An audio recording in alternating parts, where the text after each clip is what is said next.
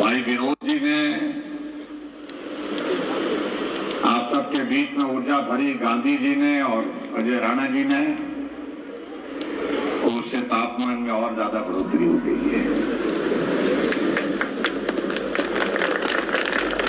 भाई और बहनों में सबसे पहले तो सभी पन्ना प्रमुख बहनों और भाइयों का आपके इस कार्यक्रम में हार्दिक अभिनंदन करता हूं, स्वागत करता हूं। मुझसे पहले सब साथियों ने इस बात का जिक्र कर लिया कि पन्ना प्रमुख का दायित्व क्या है, काम क्या है। एक पन्ना जो मतदान का जो होता है, जिसमें वोटर लिस्ट का होता है, उसमें 30 वोट होते हैं। अगर जिम्मेवारी के साथ पन्ना प्रमुख काम करने वाला होता है तो रिजल्ट का इंतजार किए बिना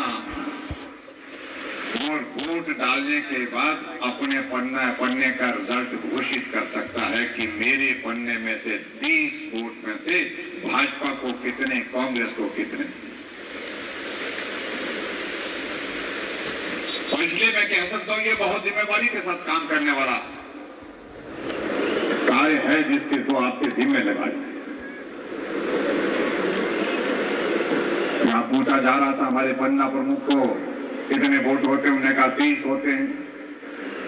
फिर उन्होंने कहा कि अपने पक्के कितने, 4 बोलते मेरे परिवार के हैं और उसके साथ साथ में 13 लोगों से मेरी बातचीत हो गई है, 13-17 हो गए और बाकियों से मेरा संपर्क करने का अभी तक जो है वो प्रयास है, बाकी लोगों से भी बात करूंगा। मैं सबसे पहले सभी भाई बहनों से इस बात के लिए निवेदन करना चाहूंगा कि 30 लोग जो आपके 30 मतदाता जो आपके पन्ना में हैं, 30 के 30 लोगों से आपने बात करनी है। ऐसा मत छोड़ देना कि कांग्रेसी है तो उसको इसे बात नहीं करनी है, क्योंकि कांग्रेस के लोग भी भले ही झंडा तो कांग्रेस के लगाए हुए हैं घर में, लेकिन दिल में, दिमाग में एक बात में बड़ा साफ और स्पष्ट उनके भी हो गया है कि आएंगे तो वोट। जब आप बात करेंगे तो निश्चित रूप से मैं इस बात को दावे के साथ कह सकता हूं कि आपकी बात का असर होगा।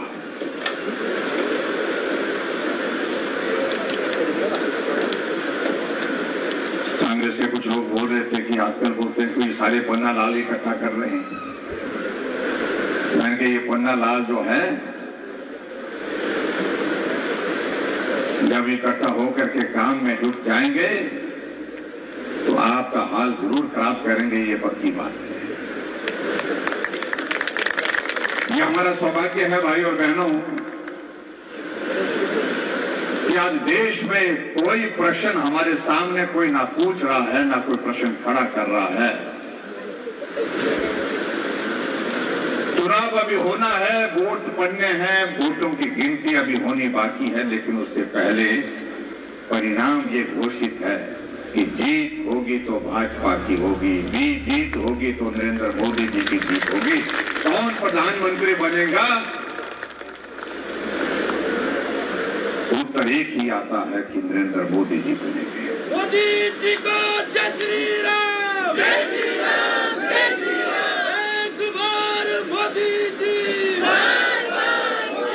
हम कुछ दिन पहले दिल्ली गए थे, राष्ट्रीय अधिवेशन था भारतीय जनता पार्टी का।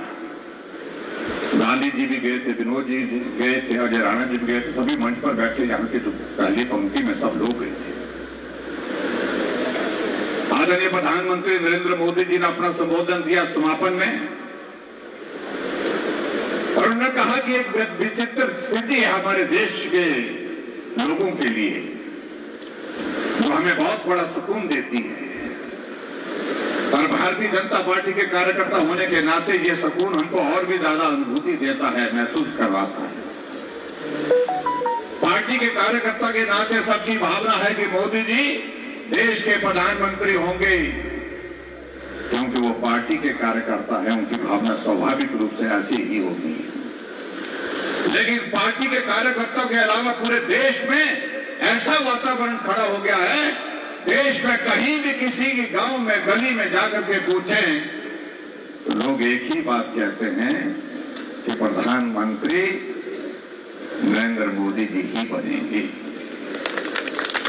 और इससे आगे बढ़कर तुमने एक बात और कही कि आमतौर पर यह होता है कि जिस देश में चुनाव होता है वहां उस देश में प्रधानमंत्री कौन बनेगा, बनने के बाद जो है दूसरे राष्ट्र उनको निमंत्रण देते हैं अपने देश में आने के लिए।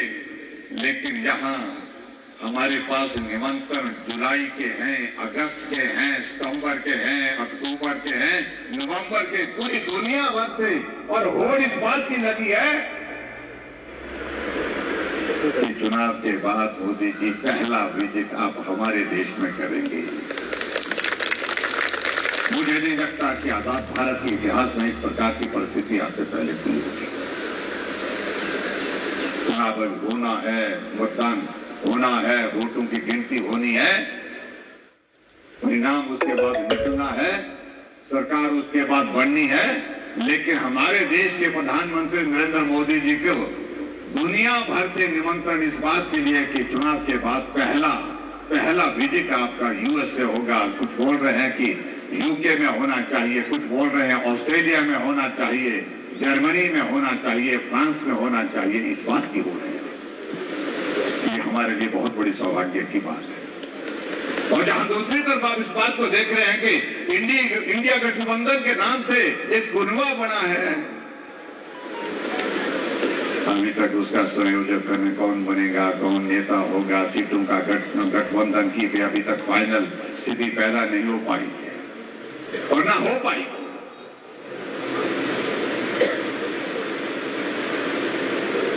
इसलिए सबसे पहले तो मैं भारतीय जनता पार्टी के सभी समर्पित कार्यकर्ताओं को बधाई देना चाहता हूं। सरकार आपकी बन रही है, प्रधानमंत्री आपके बन रहे हैं, नरेंद्र मोदी जी बन रहे हैं। और इस जीत को और यशस्वी बनाने के लिए आओ आज हम संकल्प लें और भारतीय जनता पार्टी की यहां से जो प्रत्याशी है कंगना रनावत जी, उनको भारी बहुमत के साथ जिताएंगे। मैं देख रहा था कुछ दिन पहले यहां पर कांग्रेस पार्टी के कुछ नेता आए और उन नेताओं में से वो लोग भी शामिल थे जो कुछ मंडी जिला के थे, आपकी इस विधानसभा क्षेत्र से थे, और जो पार्टी के प्रत्याशी वो भी थे। और जिस भाषा में यहां कहा गया मंडी के बारे में, मैं सिर्फ इतना ही कहना चाह रहा हूं, मैं उन बातों में नहीं जाना चाह रहा हूं, लेकिन मंडी का अपमान करके, मंडी को गालियां दे करके आप जीतना चाहोगे, समर्थन लेना चाहोगे, ये हो नहीं सकता है। इस बात को मैं दावे के साथ कह सकता हूं। मंडी की भावना को जिस प्रकार से आपने आहत किया है, कि मंडी के लोग कभी भूल नहीं सकते हैं। उनके बुजुर्ग लोग भी राजनीति में रहे, लेकिन कभी भी मंडी के लोगों के लिए ऐसे शब्दों का इस्तेमाल नहीं। मैं सिर्फ इतना ही कहना चाह रहा हूं और इस बात को समझाने की आवश्यकता है, जिनको और समझने की आवश्यकता है, और जिन लोगों को समझ में नहीं आया उनको समझाने की भी आवश्यकता है। तो गांधी जी यहां कह रहे थे, हिमाचल विधानसभा क्षेत्र में नेर चौक में लक्ष्मी का डिवीजन दिया था। सरकार कांग्रेस पार्टी की सरकार बनने के बाद सुखू जी ने पहली कैबिनेट में फैसले ले लिए, उसको डिनोटिफाई कर दिया। आपके रिवाल्सर में आईटीआई दी थी, आईटीआई भी डिनोटिफाई कर दी। वेटनरी डिस्पेंसरी, वेटनरी हॉस्पिटल आपके दुर्गापुर में दिया था, वो भी बंद कर दिया। पुलिस चौकी रिवाल्सर को अपग्रेड करके उसको थाना बनाया था, वो भी डिनोटिफाई कर दिया। वेटनरी डिस्पेंसरी सिवली में दी थी, तो वो भी डिनोटिफाई